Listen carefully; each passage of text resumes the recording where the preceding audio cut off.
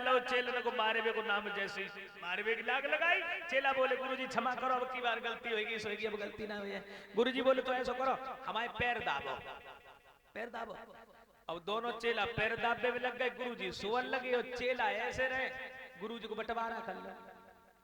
एक कान लोग भैया अब देखो काफी दिन हो गए आश्रम पे हमें उड़ात और काफी दिन हो गए तुम्हें उड़ात। अब एक काम करो ऐसे गुजरो ये ना है, अब हम तुम अलग अलग हो तो जब कहीं अलग अलग हो कहीं यहाँ कहीं गुरुजी को जितना आश्रम को सामान सब बंटवारा कर लो तो कहीं कर लो, कहीं बंटवारा का करो सबसे पहले गुरुजी को ही बांटो तो कहीं कैसे बांटियो। एक कान को बेड़े बेड़े बांट लो, दूसरों बोलो बेड़े बांटियो तो हाथ तेरे तरफ चले जाए पैर मेरे तरफ चले जाए तो बड़ी मुसीबत है। कहीं फेरे तो कहीं ठाड़े ठाड़े बांटो। आधे आधे गुरु अब गुरुजी सोए रहे, उन्हें पता ना है चेला पैर दाब रहे तो बंटवारा हो लोगों बात नहीं बात। और जब बंटवारा हो लोगो तो एक कान लोगो देखो तेरे गुरु को पैर मेरे गुरु के पैर में टच ना हो जाए, गुरुजी को बंटवारा हो। दूसरों कान लोगो तेरे गुरु को पैर मेरे गुरु के पैर में टच ना हो जाए। कई अगर तेरे गुरु का पैर मेरे गुरु के पैर में टच हो गया तो हम काट देंगे। दूसरों बोलो कह रहे हमें का मतलब तेरे गुरु के पैर में हम अपने गुरु के पैर टच होने दे, अगर मेरे गुरु के पैर में तेरे गुरु ने टच कर दो तो काटे मुंडारे। गुरु जी को ना मालूम कछु और सोवत में गुरु ने करवट लाई। चेला कान को रोक ले पाए गुरु को, रोक गुरु जी को ना मालूम का हो। और जैसे भी पैर पैर रखो सो उनने गड़ासी उठाई, उनने गुरु जी को पैर काट डालो। और जब पैर काट डालो और गुरुजी ने दैया बैया करी से दूसरों कान को कह रहे तूने मेरे गुरु को पैर काटो तो हम छोड़िए तेरे गुरु को पैर ना है। सो उनने बहुत सरो पैर काट डालो। तो आजकल के चेला ऐसे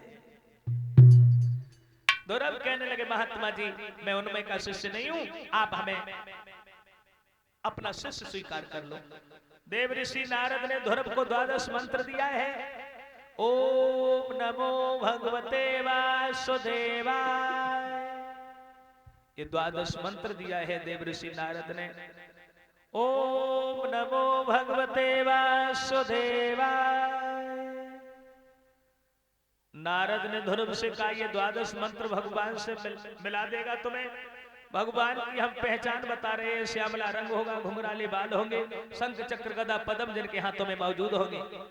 यमुना के किनारे देव ऋषि नारद ने ध्रुव की कुटिया बनाई है और ध्रुव तपस्या करने को बैठ जाते हैं। पहली समाधि ध्रुव की लग गई है 3 दिन की।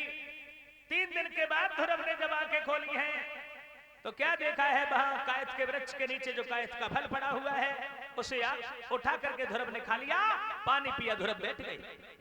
ओम नमो भगवते वासुदेवाय का जाप शुरू कर दिया। दूसरी समाधि ध्रुव की लग गई है, 27 दिन बीत रहे हैं। और जब ध्रुव ने आंखें खोली हैं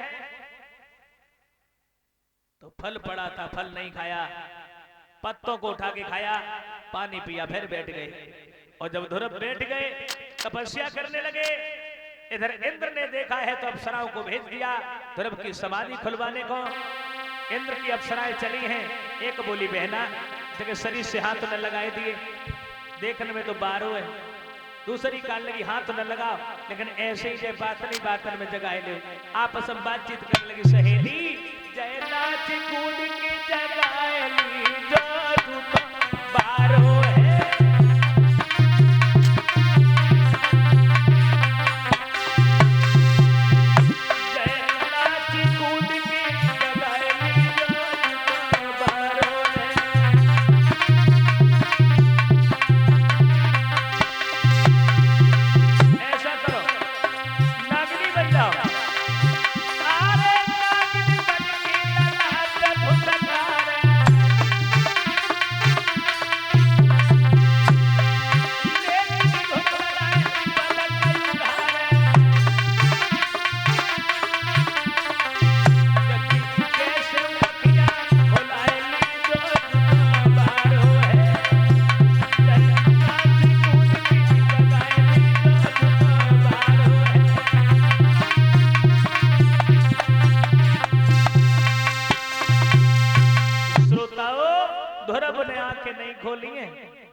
और इधर ध्रुव समाधि में बैठे, देव ऋषि नारद पहुंच जाते हैं। 3 महीने के बाद ध्रुव ने आंखें जब खोली है तो नारद बोले लाला तुम्हें ऐसे भगवान के दर्शन नहीं होंगे। फिर बोले अपनी श्वास को खींच करके ब्रह्मांड में रोक दो, ओम के साथ श्वास को चढ़ा जाइए, भगवान तुम्हें मिल जाएंगे।